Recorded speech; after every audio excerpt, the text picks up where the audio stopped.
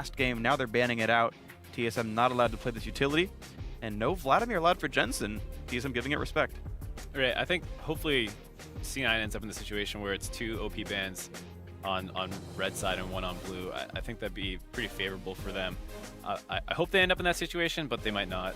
I really want C9 to be in a situation where TSM just gives them Rek'Sai. If C9 can get the first pick Rek'Sai, I feel like that's their most comfortable position, and that's exactly where I want to see them. The other thing that scares me a little bit is that Hanser has a lot of unconventional, well, not really a lot, he has Swain. And Swain makes it really hard to pick your top laner early, and we saw that C9 lost side lanes to counter picks when they were red side, and now that TSM has the counter picks arguably, it's really scary for Impact to early pick anything. Right. And that might just give TSM exactly what they want and maybe an early Trundle or Aurelia or something. And if they want to counter, they get it anyway, right? I'm surprised TSM is focusing so much on mid lane bans. Like, if the third ban is Azir, then they've effectively banned 3 OP picks. More than likely, the third ban is going to be Rek'Sai. And if that's the case, does C9 just first pick Azir? Maybe.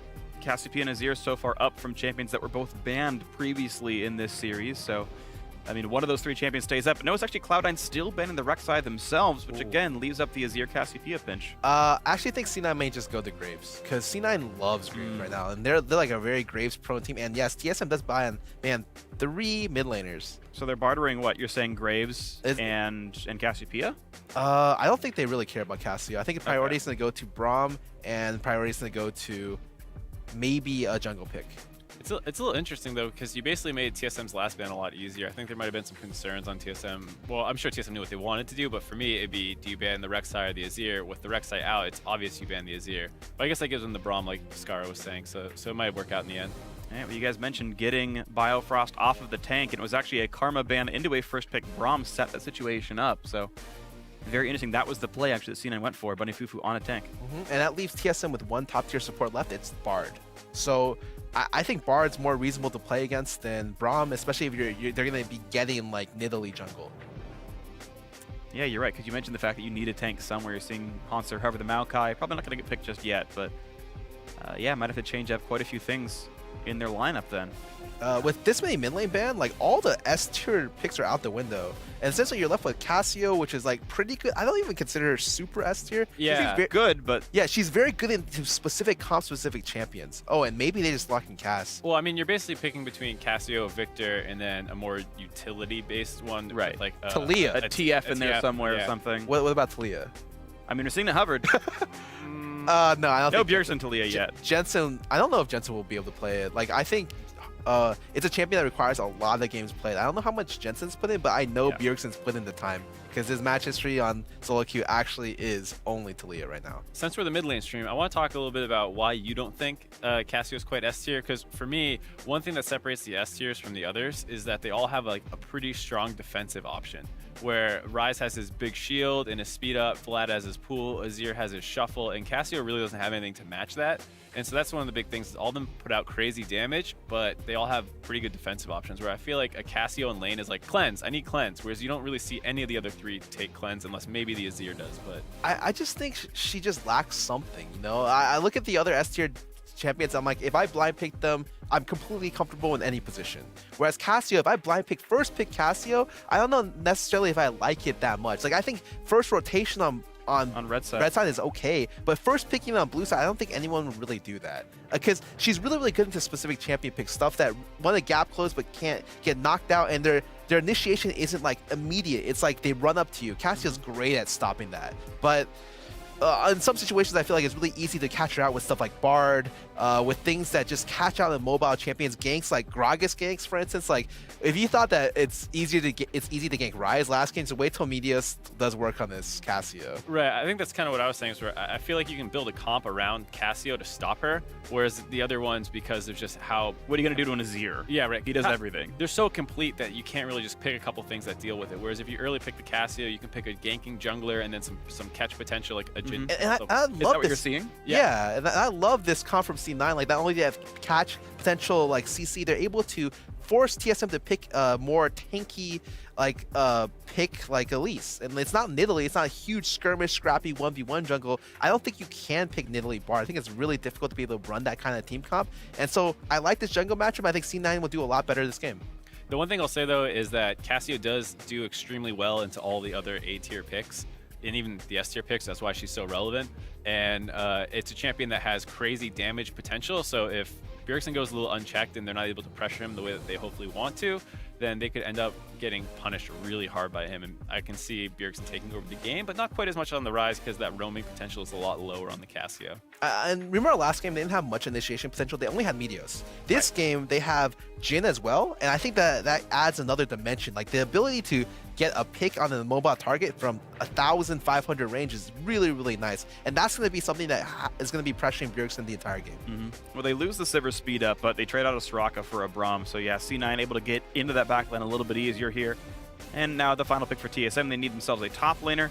So you mentioned that this comp from C9 is scary enough that Bjergsen is under threat. Jensen gets pretty much a tried and true, pretty safe Victor pick for himself. Anything you're kind of looking out for interaction-wise with Victor, either with his team or against TSM? Well, I would have initially been scared about just like at 6 ults coming Bjergsen's way because Gragas can flash and body slam and then ult her in. Jin can even just roam up if they ever get the push on and start ulting at the whole lane. But what's interesting is TSM picks a more defensive top laner here in the Shen instead of the Aurelia. They could have opted into the same matchup again and looked to pressure it, but instead Shen Gnar isn't really like a super counter pick. It isn't until a couple items that Gnar really pressures the Shen. So I think it's interesting that they probably picked that for the defensive options on the Casio and the shorter range Lucian. Yeah, I think they realized that they just didn't have the front line and taking it that they wanted out of a good team comp, and they substituted that with top lane. Like if he took Aurelia, sure, he could win the matchup, but then when it goes to the mid game, like it looks Aurelia really and hard. Elise don't seem that durable. Yeah, it's like the entire comp revolves around Elise and Bard pick, and they pick someone instantly and take the 4v5. Right, and you're getting poked out by Victor and Jin, and then you're always threatened by like a Braum ulti. Yes, exactly. And I think that that Braum pick you talked about was huge because taking that one of pretty much the only strong tank in the support position away forced probably that change in the top lane matchup as well. What's interesting is actually win rate wise, Leona skyrocketed 613. Her stun is longer and it's longer range. Her root goes longer. Do you think any teams actually like realize like Leona got super buff in 613? I think they have, but in competitive, it's a lot different. Like I feel like Leona is so one-dimensional in that she has to go in. Both teams have to play around the Leona. If the jungler is there and you go in Leona, you just lose. And so your jungler has to be there, their jungler has to be there, and I feel like it's just not a great pick. Like, there's a lot of situations where she's not good. Okay. Whereas Karma is good all the time. In all situations. And even to other tanks, like they have other options. Like a Braum can just shoot a Q out. Or he can just ult. And Alistar can do the same thing where he just headbutts a threat away. Leona, to get a threat off her is very difficult. And Leona loses to all the top lane range supports right now. Like she has to all in to win the matchups, but without all in, she just loses straight up. Yeah, very, very binary where either you get the picks and she snowballs really hard or she gets crushed. And I actually love that C9's playing Jin. I feel like all these teams picked up Jin, and I was just like, Sneaky's the original Jin. Yeah, he's the OG Jin. He's the best Jin when no one's playing Jin. So now that they have Jin, I really like their team comp this game. They have the range to be able to deal with Casio, and that's I feel like what makes her not a super great pick is because like she can't cover the very, very long ranges like someone like Victor or Azir can. Okay, so we know that Cloud9 can attack Bjergsen. Right now we're seeing Jensen help with the invade as they put a Trinket Ward over Gromp. And he's on one of those, I guess we'll call him an A-tier mid laner, right? Like you don't see him in every single game, but he's a popular pick. Victor's here, no one's surprised. Jensen's even bringing Cleanse to make sure he's not dying to a Flash Cocoon or a Taunt Flash, it looks like. Yeah, the Flash Cocoon's a huge threat early on because if that lands, Casio just brings so much burn damage and chase potential with the speed up and all that on our Qs. So I think it's pretty smart for them to take Cleanse there. And I think that them having Bard against Victor, even if he does have Cleanse, it's still really, really nice and really hard for Victor to play against Bard. Bard is just such a great champion at catching out all of these mid lane picks, except for something like maybe Azir who can get away really easily with E. Everyone else is susceptible to getting ulted by Bard and just dying instantly. We're seeing a very different setup at level 1. Last game, you were seeing Bjergsen hide behind a wall, afraid of the first Vladimir Q. These two are actually much more evenly matched in their stancing at the start of the laning phase. Well, I think Casio, I wouldn't say wins this matchup, but has a lot more power early and like ability to harass, whereas like the Rise doesn't seriously do that, especially against the Vlad who has so much to stake. The biggest thing is Jensen can't ever Q because Casio's actually used to start Q, now they all start E. And so if you Q, that's 8 seconds or 7-9 seconds where you can't do any damage. So if he Qs, Bjergsen will just walk up and just E him. He can just E him non-stop and do like 300 damage. And you're seeing the Q even lands right there, so E would do bonus damage if you hit him. But it's just the poke. And yeah, for those who don't know, if you last hit with Twin Fang, it refunds the entire mana cost, and its cooldown is only a second. It gets lower over time, so Bjergsen shouldn't have too many issues controlling the lane. Perfect CS so far. Yeah, get the shove early, see how well Jensen CS is under turret. I think he should be able to get all those pretty much. And look at Bjergsen's pressure. He already walks in, tries to find the jungler on the first shove. And he loses 1 CS for it, but it's a lot of effort to be able to mess with Meteos. Not even. Bjergsen got them all. Bjergsen lost literally nothing for that. I mean, that's just kind of how TSM plays. It's like this low risk, medium reward style where they're willing to like give up, a CS, a positioning in lane a little bit maybe to potentially get a roam off or a pick or just control the jungle better. So I think that's something that TSM does super well. This is really interesting. Elise is actually running in at 3. I think she already cleared her buff. She just did 3 camps, right? She just looks like 3 in the duo lane took Gromp, yeah. Yeah, so she did the Golem's red-blue invade. Yeah. But she's not really going to get a ton off of it because Gragas already cleared a lot of those camps away. I think TSM has really noticed that Meteos does a lot of one-side clears. So he'll get like 3 camps and a big buff and try to gank a lot with Gragas. He did it last game, couldn't find it, and then he was late to red and lost red. Yep. And then this game he did one side on whatchamacallit, red side. Yeah. And Sven went in trying to maybe contest the red, but wasn't able to find anything. Yep. Trinket ward came down. Camp was already gone. Nothing to be gained right there. I know we're focusing on mid lane, but bot lane actually just zoned C9's bot lane completely off the wave, and they're like almost diving in between 2 turrets at 4 minutes. And they did, apparently. They did get the dive off. Jeez. That's just so much pressure. Shen TP down. This is kind of that situation we're talking about where once TSM starts winning on the rest of the map, the pressure is going to be really alleviated off of Bjergsen, who can just play as aggressively as he wants to, and that's something that Cassio will do really well. You'll see, I think, a little less roaming out of Bjerg this game, and maybe a little bit more harass on your turret and things like that. And we're seeing actually neither of these mid laners are bringing teleport. I know Cassio's not normally a teleport bringer. You were mentioning Cleanse earlier as like a defensive option to keep him alive, but you want to talk about more about the summoner choices for these players, because both of them have switched, basically. Heal kind of functions as both a little bit offensive and defensive. The move speed is something that Cassio really enjoys, being able to chase down with her Twin Fangs just constantly going off, and it's better than what you would often see out of mid laners with Barrier, just because she doesn't ever really need to stop casting spells. So I think that's why you see Heal as opposed to the Barrier as a defensive option. And Ignite, I mean, you can take it sometimes, but I think that's a little too lane focused. I think the way you should see Ignite is if you're an assassin who does 1 rotation and expects to kill the other player, you should take Ignite. Okay. But for a lot of the A, S tier picks, they take Heal, they take Barrier, they take Ghost, because they can do very high amounts of consistent damage. You think of Azir, even Victor, you'll see Victor be able to consistently with CDR, Q up, walk up, E, Q, ulti, stuff like that. So if they can do consistent damage, you shouldn't be taking Ignite. It's just not worth it. It's better to keep you alive to do more rotations, so you compensate for your lack of damage or lack of Ignite by doing more rotations of your spells. Yeah, I mean, the only option you really see is an Exhaust versus an Assassin, but like we just said, Assassins aren't super in the meta, so you don't see as much Exhaust. Right there was really good by Bjergsen. While you guys were all talking about that, Jensen backed from the cannon wave, and Bjergsen just froze it. And he was able to get like 5-6 CS lead off just doing that, because usually what happens is you back on the cannon wave, but you don't back after, because if he tried to back after, Bjergsen was just able to walk up and freeze the wave right there, and he froze at a very dangerous spot for Jensen. And if the tower didn't hit the creep, he would have actually frozen for longer. I mean, we actually see TSM proxying the wave on this roam to be able to get this gank off onto Impact. I didn't think he'd be roaming this much, but once again, Bjergsen's out of lane and helped to pick up a kill with Sven. And that was great. He sets up the slow push mid lane. He knows it's not freezing, so as soon as he slow pushes into tower, him and Sven just go top lane and get a free kill. That was played so well. I think one thing that you were pointing about the freeze is something that Bjergsen does better than anybody else in the mid lane position. Like, the amount of times I've seen mid laners just need to call their jungle to help or to just eat a CS deficit because they can't do anything about it. He manipulates the wave so well, and he puts himself in a position to not only generate a lead while it's frozen, but to try and use it once it unfreezes to get something done there, like the dive top. I think he's the person who understands his champion strengths very, very well, and especially can play around the map. I just don't see anyone else, because other people will do these things well, but the consistency in which every game you see Bjergsen do something that on a macro level is so intelligent. Every game, perfect decisions. Right, it's like okay, I mean, he dies every now and then, but for the most part, it's that teamwork, you know, I'm building a wave, Sven, I'll be able to move in 30 seconds. Like, the pre-understanding of what's going to happen.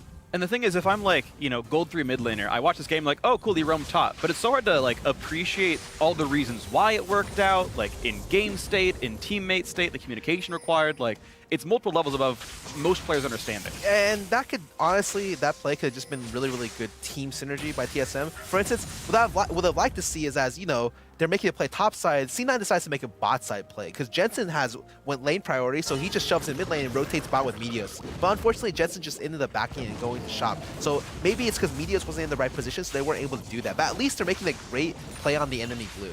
Yeah, that's nice. They see Sven's top side on their wards in their own jungle, so they're able to go for a blue invade here. I'm not sure when C9 took theirs, but it doesn't look like it's coming up, so there won't be any blue trade. One of the hardest things is, though, actually I forgot, is they can't make the bot dive very easily because the opposing team has Shen. They tried the 4-man dive and Shen pops out under tower, they may just lose the game right there. Well, it looks like that's exactly what kind of just happened. They first forced an ult out of Monsters there, but it doesn't look like anyone was that in danger, and now the rest of TSM's collapsing. Now they're roaming down, a flash forced out. It looks like Bunny had to get away. This is great for C9. They're able to pick up all the CS in both lanes, and luckily for TSM, this is an Infernal Drake, so they're able to get something good off of it. But if this wasn't, if this was like Cloud or Ocean, I would say C9 came out pretty far ahead there. I will argue that only Cassio and Lucian actually benefit from this Drake, though. No one else has really any combat stats to speak of. I bet Sven will build a little bit more. You think he'll go more AP? He'll probably go like a Rylai's. He typically goes Proto Belt on Elise. Okay. Oh, yeah. It's actually hilarious.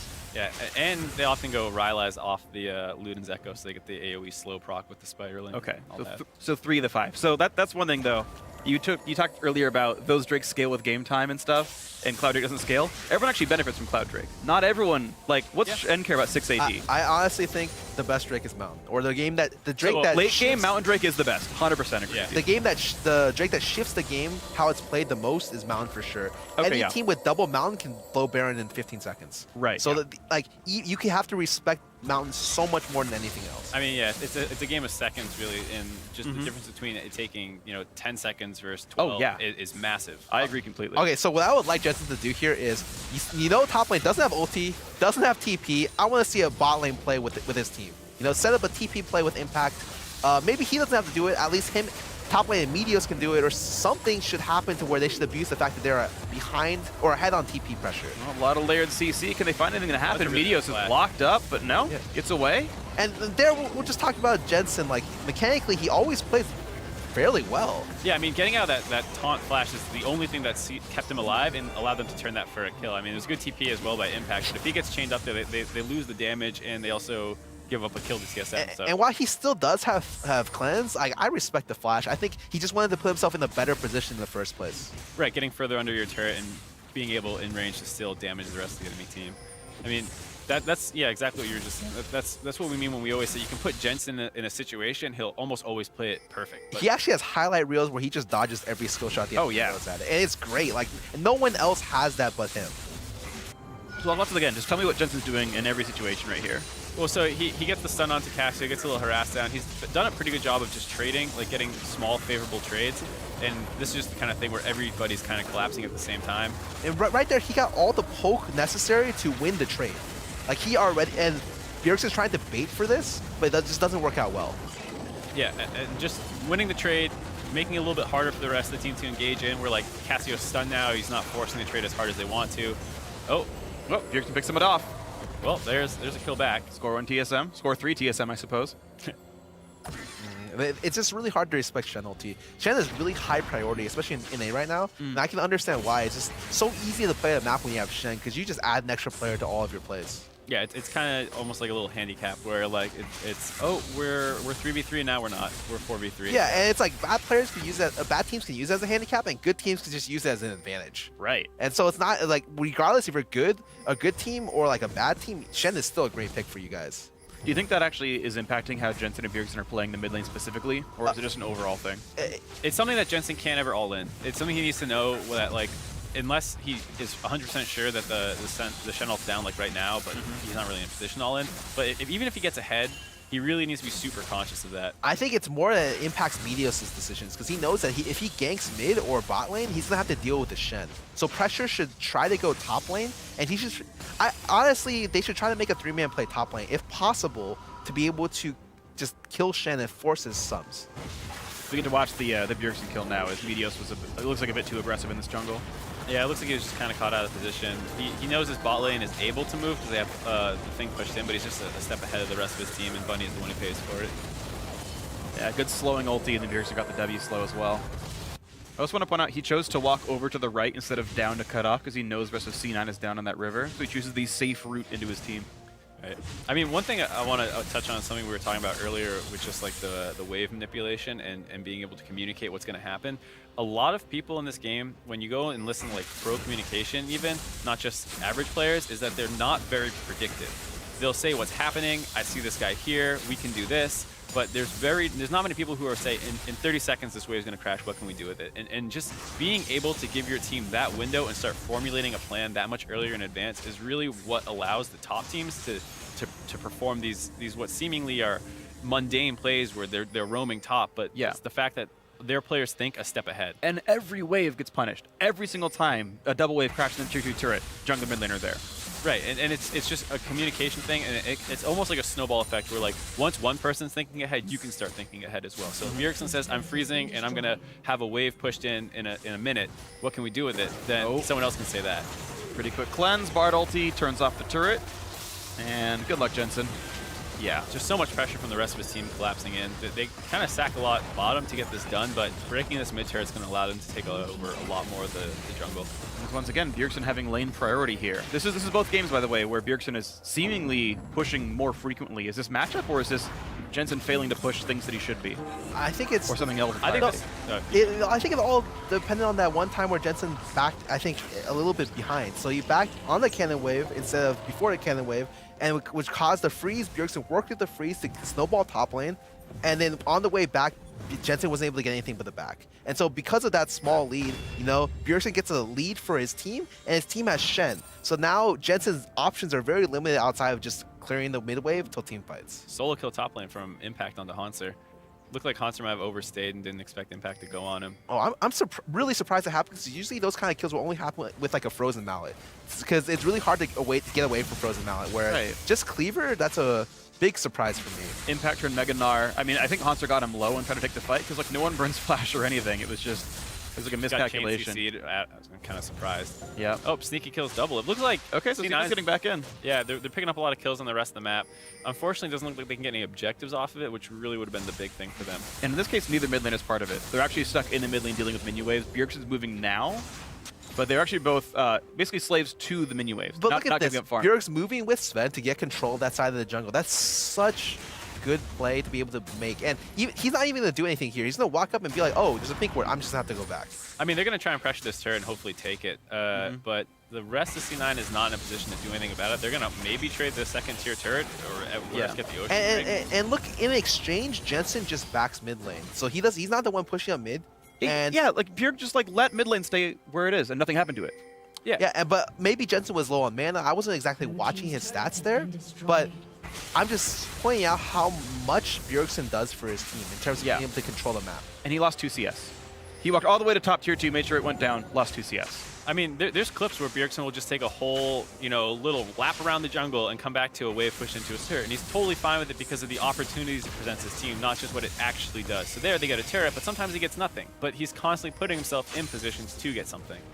And it feels like Jensen's not punishing this at all. He wasn't in the wave to push it down. You mentioned he might have been out of mana. I didn't see myself either, but it feels like there's just a significant difference in proactivity. And I know you guys said at the beginning that the thing is, it's like he knows Elise is off the map, and then if Cassio disappears, him pushing up means that he might be afraid that Elise just kills him. He doesn't have cleanse. If he gets hit with Cocoon, he just dies. So I can respect that him being afraid of it. However, I would still like him to hug right side, shove it in, and maybe look to go bot side, or back after he shoves it in, so he makes mid lane miss something. Looks like he's trying now. I mean, it's especially good now that they basically split the map a little bit where they have more vision control bottom. But this is something that TSM does really well. They're fighting for vision. They're not just sacking that side. Look at assume that both teams swapped evenly. TSM's topside jungle that they've taken from C9 is still completely theirs. Whereas on the other side, TSM has contested C9's vision, and there's an equal amount of wards on that side. That's something that TSM does really well. Yeah, and like I said before, like I think C9 depends a lot on their vision control and their support. And if their support's not able to ward out, they're not really getting that much vision out. However, look at TSM. They have 11, 12 wards on the map on both sides of the map. So they're able to maintain high vision control even without their support. Yeah, I was actually talking to Hanser once just about his ward, and I think he has the highest warding stats of any top laner. And I was asking, you know, like, this is something you put more focus on? He's like, not really. I just place it whenever it's up, and it's weird to me that other people don't. That was his explanation for why his warding stats are so good. It's just like, I just ward all the time. Yeah, I mean, theoretically, right? You're never going to buy a sight stun up there. Your trinkets work all the same way. Maybe he keeps pinks up better. I mean, I'm like sure, that I'm sure he buys it, right? a lot of pinks, but he was just saying that he'll just spam that thing every time he can. Yeah, and he stays on yellow trinket typically, which will give you more eventually. There's TSM just controlling bot side jungle as a team. They're going to push this in. They're going to swap up the top side, take the blue buff away. And now top lane's dead because they were able to not only get bot side control, they got top side control, and they can cut off Gnar. And it all starts... Gnar has to TP out or else he dies here. Yeah, it all starts from that mid lane tier too. That's why TSM was willing to sack bot side to try and get something done top side. Oh. He escapes barely impact. I thought they were going to cut through the other way. They could have cut down. Underneath blue. Yeah, but it looks like they just want to secure blue buff, which is okay. You know, I just expected like an actual flash blown or a dead Gnar. I mean, that's kind of what we were saying though, with just the fact that they're willing to take low risk, medium reward. Like taking blue buff away is really good. The kill would be better. They're not going to overextend for it. They don't want to overchase top lane, and maybe C9 can trade mid. So going for the smaller objective, and here they're going for a chase down. Doesn't look like it's going to connect though. But yeah, just going for the blue buff, being able to make it back in time for mid so that C9 really can't pressure it, I think is a big thing. And don't get me wrong, taking blue buff is great. Like, if you're the mid laner without blue buff, you tend to lose lane because you're not able to shove as much as the other mid laner. Yeah, and I think that's something that we've just seen out of Bjergsen in both games, is just his willingness to shove and how he takes that. I think both times he's had a matchup that's a little bit more favorable for him shoving, but it's something where like some people just aren't willing to put themselves in a position where they're a little extended. They want to play safe. They don't want to get ganked. Bjergsen got ganked. He received some ganks just trying to pressure the wave, right. But he understands how much he can get off it as well. Oh, I want to talk a little bit about this matchup. So typically, the way Victor matchups go is that if he lands his laser enough, he can just look for the all-in or the other person has the back. However, the reason why Cassio is actually a strong pick is because against Azir, against Victor, she actually has sustain. Because if she hits a poison target with E, she heals. So because of that, it's never possible to poke down a mid lane Cassio, especially if she has blue buff. So her having blue buff means she's essentially unmovable from lane. Infinite resource bars at all times. Absolutely.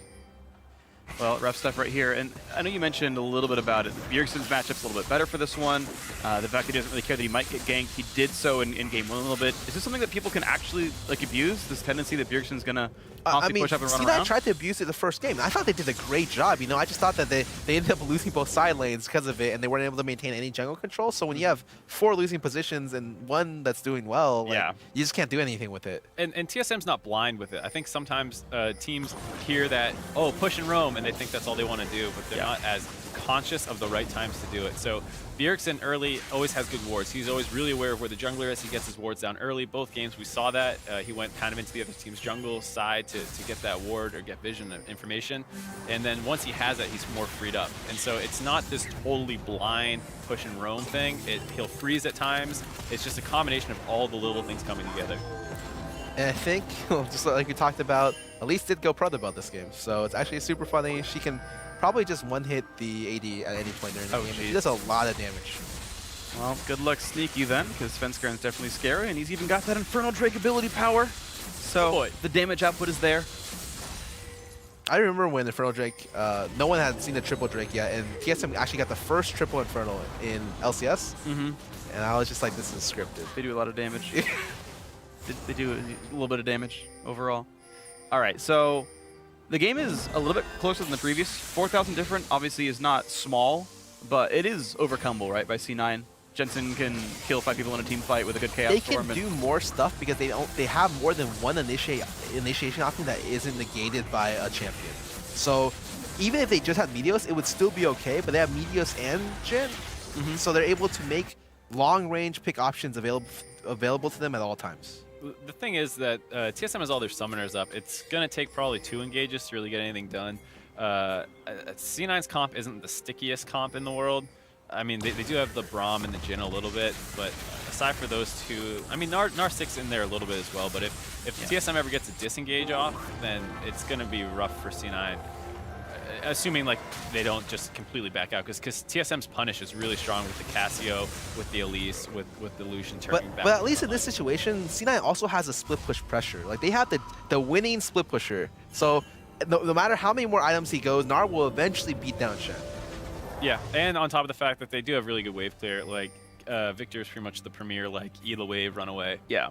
Yeah, that's actually what makes them so obnoxious, because you can do a lot of mid lane rotations against other champions. Like even Cassio has to walk up a little bit farther to E all the minions down. But for Victor, I actually tell people not to even rotate mid when you're against a Victor, unless you have very strong catch like Bard, because it's very, very hard to break the tower. Or you're going to dive him like C9 did earlier, right? Where they've got, you know, Elise gets the cocoon, he cleanses it, then Bard ulties, and they're on top of him anyway. Like, really you have to do a play. very, very aggressive dive to be able to kill Victor and deny his wave clear. Yeah. Well, TSM did make that dive work earlier on in this game, and looks like they're still controlling the map. We're talking a bit less about mid lane right now, as they've just been killing minions back and forth the whole time, and it's pretty hard to miss them when your spells all do 800 damage, so seems they're just trading resources back and forth for now. TSM got themselves the most recent Drake, so an Ocean for them. More mana for Bjergsen, never sucks. This should be a pretty big fight though, or maybe not. I thought that TSM was going to really try and swing behind the bot lane that was stuck up in the top side. Right now, C9's using Impact to split push, and Jensen's going to be able to get his own blue buff as well, so he's in a reasonable spot. I think he's got two blue buffs this game. I think that's more than he got last game. It might be, honestly. Two more. They almost got Svenskern. Was it against TSM that Echo Fox had that stat where they only controlled 4 buffs? Yes, I think Probably. so. That was an insane stat. TSM's buff control is just so clean. They're just on top of it every time. This is how I think they solved their mid game problem. Because before an earlier split, they sucked at mid game. They're one of the worst top level teams at mid game. However, now they just invade off buff timers, and they're super good at being able to work off the timers, invade, and get great vision as well. And so I think they've done like the best job of being able to adapt to that kind of style. So Bjergsen pushes up, make sure he goes with Svenskern, their duo lane or their top lane, you know, one of those lanes that's doing well, so they can all kind of threaten to come down if they're not doing it right away. Bjergsen, yeah, being a big part of this one of the most dominant laners in North America, and yeah, willing to push up and roam on the right times. Buff timers being one of those, absolutely. All right, so let's move into other sort of categories here. Rylace and Morellonomicon actually to build out of Bjergsen. So he's got some CDR, he's got slows as well as part of his kit. I think it's really standard. Before, you didn't build CDR on this champion because it gave you like a free 30 25 CDR. Yeah. But now, that's not the case. If you want to bring your equal down shorter to below 1 second, you need to actually have a lot of CDR. CDR scales very, very well with the champion. So I think Morello's makes a lot of sense. And Rylace, of course, makes a lot of sense because the It's synergize very Cassio. well. Yeah, your poison Because slow. it's Cassio. Yes. Because, yeah, just Cassiopeia thing.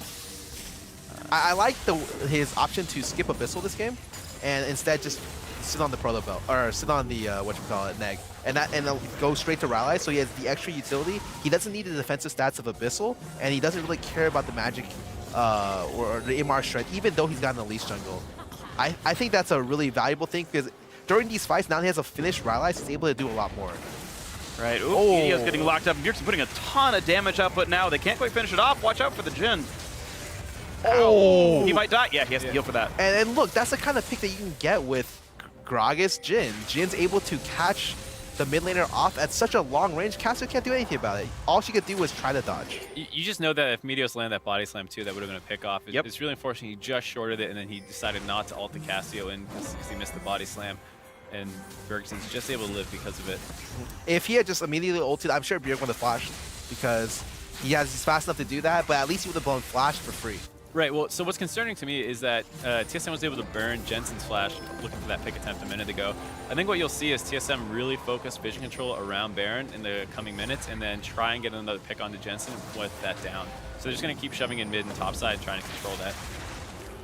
And we'll see if that ends up being the play right here. TSM definitely the team with control. Gold lead under 4,000. Just under it right now. Bjergsen, though, still heals himself all the way back up thanks to Ocean Drake, Bard, and his poisoned Twin Fang. As he keeps pushing on forward, he'll have his Seraph soon. And look at that, just control over the mid lane. As long as they don't get flanked, this will be another turret. Thanks to Bjergsen controlling the mid. Jensen's so scared of Bard ulti. He sat so far back there. Yeah, with Jhin top, they really can't do much about that. If the Bard ult comes in, he's dead, so... I understand why I need to back off there. I can't help but think that maybe Sneaky shouldn't have been up there because the wave was kind of fully neutral. That seemed like a very poor decision by C9. Like, giving up mid lane towers are the things you want to do the least. Uh-oh, Jensen gets away. There's that side step from Jensen that we always talk about, and here C9 has a chance to turn it back. Meteos should have ultied that. All right, let's see what Cassiopeia is up to here in this one. Off the screen right now, getting tagged up, gets a Shen ulti. And blocks off one of the roots in. They get away from Impact as well, and the fight started. Dodges the ton. It's okay. Oh, what a great ulti right there by Meteos. All right, let's watch No the one's mid lane dead as yet, though though. Jensen just laying on the damage to the front line. I mean, Hanser is able to, or Hanser goes down there, I mean, they weren't able to pick off Impact off the Shen taunt, just being a little bit tanky and able to hop away. I don't think they can get much more than this mid turret unless TSM makes a mistake. And they got a root onto Bjergsen, which means Meteos goes in, gets stunned. But you see, I Oh, Wow. crit him. I love this team comp. You got Jin, Gragas to deal with the lower range mid lane threat. Low range, immobile mid lane threat. I think their comp is much better suited to deal with Bjergsen this game, and they knew even if he became a problem, they had the tools to deal with him. Right, they also have a number of tanks in this comp. I mean, they can kind of trade off who's going in and who's available for Bjergsen to hit. Even though Bjergsen does do a great job melting frontline down, you'll see that like at various times, multiple people are the focus from TSM that don't die. It should say something that they missed Impact's ulti completely and still won this team fight. You know, sure, Yeah. Meteos landed a ridiculously good ulti. So put a little on Jensen for me. Tell me everything he's doing in this fight. He's just trying to walk over. He actually cleared the midway while this fight was going on. That's actually so greedy. Well, he couldn't go through the Cassio field, and there he just waits for Meteos to serve him up and drops up. But I would have preferred if he stayed laser for this point so that he could chunk Hanser more. I feel like going for mid-wave there is kind of really, really greedy by him. But, I mean, everything worked out well because Meteos was able to get the ulti. And not only that, Jensen landed the field at a really, really good point. Yeah, that's what I was about to say. So he was able to basically land the field on the follow-up. So once he knocks them back, Meteos gets the ult in, he's able to just follow up with the W and hold him in place even longer. It's a pretty nice combo, but it's not the most guaranteed. Right, I feel like the gravity field is one of the most underrated skills on him. It's like, oh, he gets the speed up with the shield, and he's gonna laser the whole wave down. Like, is one of the big skills of Victor ensuring you're waiting on the right time for gravity field. Well, just look at the enemy team comp. They have no gap closers that can really bypass it. Like, they have Shen time. That's it. Right. For the most part, you have to run through it on the enemy team, and Jensen can use it to great effect to just zone off TSM from coming in. You've got to read when they want to. Yeah, that's such an important thing to do. Yeah, I think when you break it down, C9's comp is just able to have a lot more options. Their engage is better. Look at this. Look at this. Jin just ultis out of nowhere to try to pressure this. 600 damage. And right there, Oh, he gets tagged again. Oh. He'll live, but yeah. Like, imagine if Jin hit 3 of those shots, or even like, Right. yeah, all 4. Then immediately heal has to be blown. Yep. Right, and so this kind of goes into what I was just saying about how C9's comp is able to do more. They win the split push. They both can get picks. C9 is better tanks. So they probably have a better team fight presence.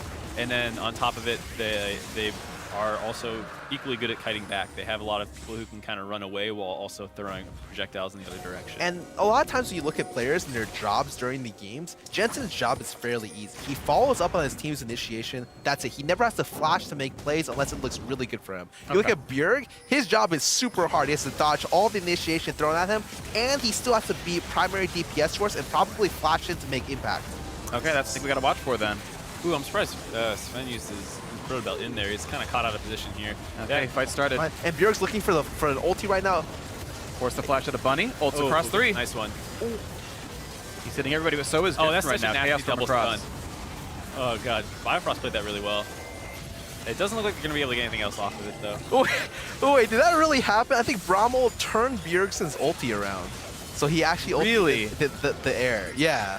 Actually, I'd like to have a replay on that because that We will would be get one really eventually. funny because I was watching Bjerg the whole fight because I'm waiting for his ulti. If he lands a good ulti, they win the team fight. He doesn't have flash, so he can't do it. So he can't do a flash ulti, so he has to just walk up and do it, and that's really, really good for C9. Yeah, and you were talking about mentioning, or looking at Bjergsen. Pretty much every team fight, Scar, I want you to tell me, pick a mid laner and tell me everything he's trying to do and what he should be doing. Yeah, in that team fight, like I said before, Bjergsen has to make high DPS choices and has to look for ulti. And he has to dodge this initiation. Well, he's slow and he's stuck in a gravity field. And It pulled him in!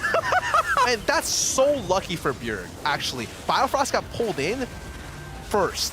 Yeah. If he got pulled in and he died, C9 could just force Baron. Yeah, and Jensen's always still on cooldown. I mean, if that play happens 10 seconds later, he's probably dead from that as well. Yeah, it's so hard to be Cassio in this position.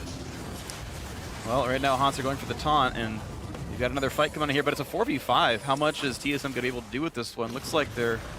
I mean, they got to pick one in the pit, right? If TSM didn't have Cassio, this would be a free Baron. But now they have Cassio and they're missing Bard. C9 has to play very delicately because Cassio ult's coming up and Cassio flash is coming up. And if she flash ultis 2 people in the back line, she can just win the team fight. You should win the team fight outright. All right, so things to be watchful for. Jensen, not much CDR. So this one is... So I guess we'll look for the Cassio turned around, I guess. Just watch Cassio here and tell me if the Braum ulti turned her ulti or not. I would look because I was like, where was the Cassio ult this fight? And I saw it come out at the same time she gets Braum ulti. So right here, Bjergsen goes in for it. Right about... Oh, no, actually he got it. It actually doesn't. Oh, I he thought it'd be TSM. super funny, but... Man, you tripping. But then he backs right off. After the ulti, he pretty much gets out of range for some of it. They get the one pick. Yeah, he has to fight the team fight very, very delicately. By going in and out using Cassio's superior move speed, because if he ever gets CC'd at any point during a team fight, he doesn't have cleanse. He just gets killed instantly. Yeah, C9 have a really nasty chain CC where like Narkin started off into a body slam, into a Jin root. Oh, this is really hard as Cassio sometimes because if you stall out on items on Cassio, because she has so many necessary core items, like she needs CDR, right? She needs maybe a little bit of MR, she needs Rylai, she needs the tier upgrade, Seraphs. You don't get Void till like item number 4. And not having Void is such a bad problem in team fights when he gets this late. She really needs to be able to burn through MR It's 3 tanks to kill through. And actually, Devil managed to pick off Impact with what looks like a Hanser ulti on the bottom side of the map, so that's something good for TSM. Yeah, that's really troublesome for C9 because their whole thing is that they should be able to win the split push. Oh, TSM just made a really, really unnatural call by having Double F shadow their Shen. And I think C9 did not I think Devil expect that was at all. sent to fight Impact because Shen ulted to join him. Oh, if that's the case, then that's not as bad. You mean not as bad from C9? Yes. Like, I can understand if C9 was all of a sudden randomly like, where's Double Lift? And he shows up and kills bot lane. But if it's Double Lift split pushing and then Hanser ulti's in, I feel like that's on C9 to make the play. Right, and here you're going to see that C9 can't really react to this Baron. It just goes down so fast. It's going to take a... I don't think they can even get... Oh, they're turning. Meteors is dead. I think this was really bad by C9. They gave up bot lane pressure for a free Baron. They didn't stay around long enough to know, because they got really, really scared of losing an inhib, so they backed up, and they lost not only people, they also lost Baron. So that last chain of plays just essentially lost them all control of the game. I mean, yeah, from here, it's still hard for TSM to siege. They're pretty low range and not very mobile around turrets, and C9 obviously has really strong wave clear. But you can expect like the top outer or top inner to go down, and Hanser has his ult back up in a second, so they'll be doing probably a 4-1. Yeah, but unfortunately, Bjergsen hit his Void timing. And like I said, it's really hard to hit this timing. If you're behind the other team, you need this timing as fast as you can. So now he has the damage to actually just kill the front line when they come in. And you know, if you get W on any of the tanks, they can't move. Right, they can't get away. They all hop normally, and if they can't do that... Then Bjerg can half health them in 2Es, 3Es. Sure, yeah. Well, plenty of damage. I'm going to look at actual Bjergsen's total Twin Fang damage. If poisoned, it's 170 plus 310 for a poison benefit. That's plenty. Yep. And now another attempt for the bot side. Can't quite reach Sneaky, but, well, they've got bot lane control now. Or top lane, the bottom side of it. You know what I'm going for. Yeah, Left side of the map. I just like... Very They're down here, and I'm like, yeah, it's the bot. No, it's not. Yeah, C9 just They're gives up under his the outer. top turret. Right. And then the big thing next is TSM's going to switch priority to bot side because Elder's coming up. And it's up to C9 to try to deny this. I don't know exactly. It's going to be really hard because everyone's top side, you know, Jensen's top side is specifically pushing this off, and C9's getting their wards up right now. But if they can't maintain vision control, TSM can just bait with Bard ulti and maybe get something. I mean, the thing that's nice for C9 is a lot of their summoners are back up on their most important people. It's unfortunate that Impact doesn't have his, but they can still potentially take this fight just by hoping that TSM's initial pick attempt doesn't work out. And once that pick attempt's out, TSM's comp really doesn't have a great way of getting in. Yeah, I think C9 has a lot of variables which can turn out very well for them. If Jensen lands a great ulti, if Impact lands a great ulti, if Meteos lands a great ulti, any of them land a great ulti, they can win the team fight right there. Whereas TSM, it's like, well, if Hanser lands a great taunt, and if Biofrost lands a big Bard ulti. Like, if the initial pick doesn't happen, it's really just up to Bjerg and Hanser to be able to carry the team fight in terms of like very big playmaking. Yeah, not always that easy then. So we look at Bjergsen's and Jensen's damage kind of being just the backline DPS and waiting for their teams to set up the plays, in both cases, it seems. And Bjerg's just getting poked down from range, and it sucks to be in this position without a creep wave because he can't heal back up. Yeah, he's waiting for the single ocean tick, which is only so much. Like, him being just DPSing the Elder Dragon, he's trying to heal, but he But actually it hits him so hard. Yeah, someone's got to thank it for him. While he does it, yeah. I mean, this is kind of risky for TSM. They're getting kind of low off this. Yeah, oh, it's Sven's kind of a terrible spot. One more snipe? Oh. You guessed wrong. I think C9 might look to just go up mid here. They need to recall. They've already got Hanser on that bottom inhib turret. Oh. Putting the whole time. Oh, so TSM's gonna make the decision. TSM's just joining bottom. Yeah, this is really smart by them. They lost mid wave priority, but they it doesn't matter. Make sure it doesn't matter by going the bot thing lane. is, if C9 just cut them through the jungle, do they have the vision to do this? I don't know. C9's actually mostly I feel recalling. like They're coming from the base. There's no reason TSM should get this inhib and get out safely. They have to be punished All for right, this play. C9's trying. Oh, he got stunned on the way. Wow. Barlow that was misses. That was a really weird ult by Biofrost. It wasn't really on top of anybody. All right, well, it's fine what the backlines are up to. Jensen getting a laser across. That sends a lot of their damage. That's a good Oh, pull in. what a good ulti. He's going to go GA down pops. to GA, though. There's a lot of GAs going off here, and it Yeah. looks like TSM's going to win this fight. They've already picked off a number of the C9 players. They might just push the end right here. That was such a huge stun by Biofrost to interrupt the Meteos combo. Yeah, if Bjergsen got knocked in, that was actually game for them, I think. Yeah, but managed to play it really well as a support. They're out of minions, though. They got to wait for the next wave right here. But yeah, defending a 2v5, not exactly easy. Yeah, they should be able to end it here. They still have 20 seconds. The wave's only about 5 away. The real danger is Jensen. Like, you cannot underestimate Victor damage. He No can ult for actually him. kill instantly. Can't find the route. Still He 2v5. can't walk up because Hanser Yeah, is on Hanser plays that well. He just runs at the Jensen. He doesn't care if he gets low. Doesn't care if he Yeah, dies. he's even got flash. Yeah. There it is. Just make sure it happens. Nicely done by everybody. That's going to be the game. It was a lot closer game. Like, up until they made that bad decision where they died bot lane and they lost Baron for it, I thought the game was very competitive because they found their win condition through Jhin and getting picks on Bjergsen, essentially. And they were able to do it maybe once, but they weren't able to execute it completely. And, you know, I think it looks okay for C9. I don't think they're as good as TSM and as they were just proven, but I think that they were at least able to find a way to win the game. And it's interesting. We still had Jensen with a good scoreline, 3-2-1 in a losing team, right? He's not really dying for free almost ever, and when he gets into the fights, he's doing his job as well as he can. But it's once again Bjergsen with priority in his lane, coordinating super well Svenskeren, getting around the map, and you know, being part of things. 2-0-9, right? A deathless game, plenty of assists, just joining in what his team's already doing well. Yeah, I mean, I think you have to give some accommodations to Jensen because he never really got ulted by Biofrost, which was like the big threat for him. TSM's